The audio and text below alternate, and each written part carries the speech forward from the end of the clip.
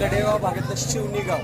तर शिवणी गावचा मान असतोय पुढं गाण्यासाठी, बरोबर का दादा? तर दादा 2 मिनिटं एक माहिती सांगतील शिवणी गावचा का मान आहे आणि कधीपासून आहे? आमच्या शिवाजी भाऊ म्हणून आमच्या शिवगावचे शिवाजी भाऊ म्हणून एक महाराज होते. हा, इथपर्यंत आधीपर्यंत पहिले चालत पायी चालत यायची. तेव्हा पूल नव्हता नदीला, वाहनाची व्यवस्था नव्हती. तेव्हा सकाळी लवकर याची शिवणीतून पालीत देवाची पूजा अर्चा करायची. हा, परत शिवण्याला रिटर्न चालत माघारा जायची. बर, असं रोज त्यांचं चालू होते. हा, ते तर पिढ्या होऊन गेले ते आमच्या बर. आजोबा पंजोबा आमचे होऊन गेले. त्याच्या आजचं आहे. त्यांच्या नावचं एक मंदिर आहे इथं शिवाजी भाऊ म्हणून. बर. त्या शिवाजी बुवांचा एक इतर रथ आहे. हम्म, त्याचा एक मान आहे आम्हाला. हम्म, आणि तो मान कसा मिळाला आम्हाला? शिवणीतून येताना त्यांना एकदा ही नदी आहे ना कृष्णमाई, ह्या नदीला पूर आला होता, भरपूर पाणी आलं होतं. पहिलं बोटीनं आड्याल पड्याल केलं जात होतं. मग बोटवाला पण ती बोट घालायला तयार नाही नदीत. मग त्यांनी काय केलं, म्हणजे दैवी शक्तीच, दैवी शक्ती. त्यांनी काय केलं, खांद्यावर गोंगड काढलं, गोंगड त्या पाण्यावर टाकलं आणि पाण्यावर टाकला आणि भंडारा टाकला आणि बोला येळकोट घे म्हणून ही केलं. त्या जयघोषाखाली त्यांनी काय केलं, त्या घोंगड्यावर प्रस्थान केलं आणि घोंगड्यावरनं हळूहळू ती घोंगड्या अलगत नदीच्या पलीकडे गेलं.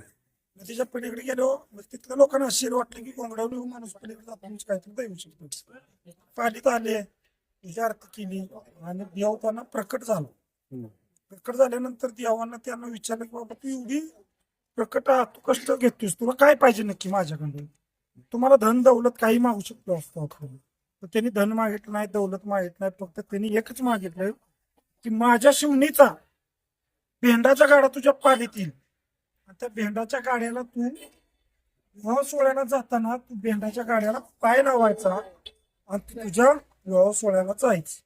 मग आमचं काय मान काय आहे, त्यावेळेपासून ही प्रथा पडली, बरोबर का? हा, त्यावेळेपासून प्रथा पडली. 2 टनाचे 2 चाक आहेत त्याला. 2 चाक आहेत. त्या 2 टनाच्या दोन्ही चाकाला एक लाकडी पुण्या एक लाखाची फक्त. बर, बर. त्याच्यावर एक 1.5 टनाची साठी आहे सागवानी. हा, त्याला कणाई बाबळीचा बरोबर. आणि पुण्या येथील कळकाच्या. एवढा आम्ही 100 किलोमीटर येतो आणि 100 किलोमीटर तेवढं माघारी जातो. तो मान आम्हाला कसा आहे की देव आत्म तुमचा सजात बाहेर आला मंदिरात मेन दरवाजाला की देवराज पाटलांच्या कमरेला त्या पंथीतून देव बांधला जातो. आणि अलगत आम्ही उचलून देवराज दादांना आमच्या रथात बसतो. रथात देतो. रथ आम्ही फिरवून घेतो.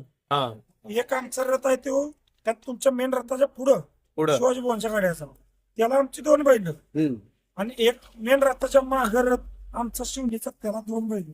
असं टोटल 4 बैलाचा मान आणि 3 रथाचा मान आम्हाला.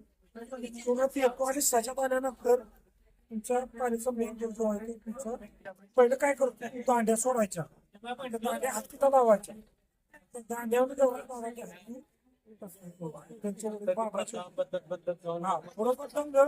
आमचं काय जाऊन बघायला नाही. आमची बैल आहेत लाकडी कणा, लाकडी साठे, लाकडी पुण्या.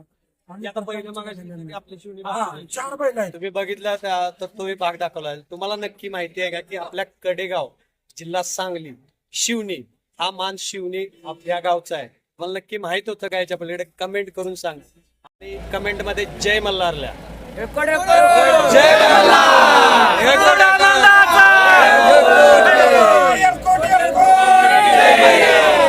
ही सगळी शिवणी भागची लोक आहेत, त्यांचं खूप खूप धन्यवाद.